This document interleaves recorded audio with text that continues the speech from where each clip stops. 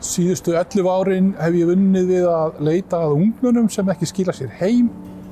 Byrja á því að senda SMS til barnsins ef það með síma, reyna að ná sambandi við það og ef það svarar mér ekki eða eitthvað slíkt þá þarf ég að fara af stað.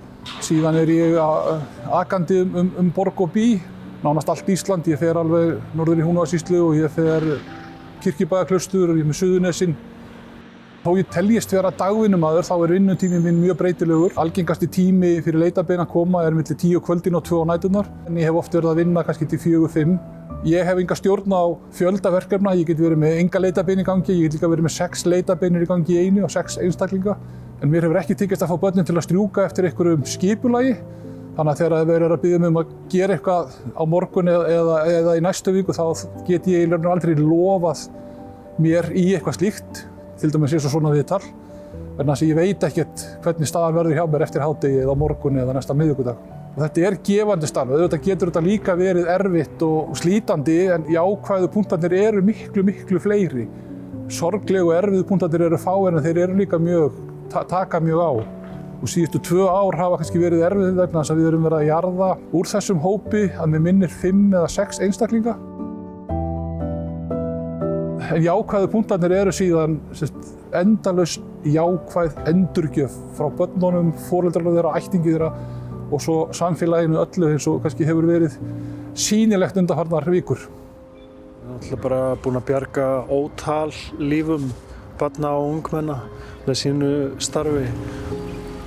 Maður ársins 2025 hjá Fréttastofu Sýnar lögreglumaðurinn Guðmundur Fylkisson.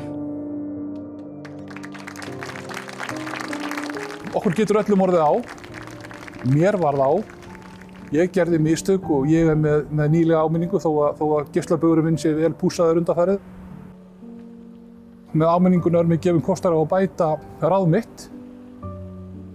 Sem lögreglumaður þá heyri ég mjög oft ef ég stoppa eitthvað fyrir ofhraðan akstur til dæmis, hefur ekki eitthvað þarfara að gera.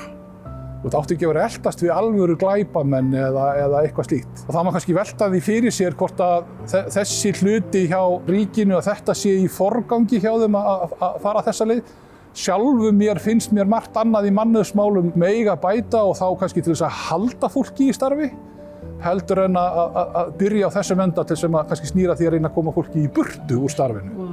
Flott. Ég ætla að vona að ég ekki að fá áminningu fyrir svona ótilkynnt, ólaunað aukastarf. En það er svona hluti af því að njóta starfsins og skila tilbaka til krakkana er að ég er að gera skírnarslaufur.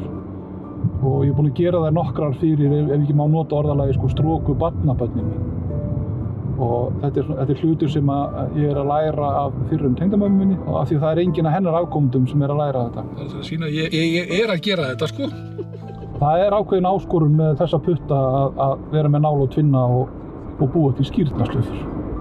Góð áminning sjálfsögð réttindi.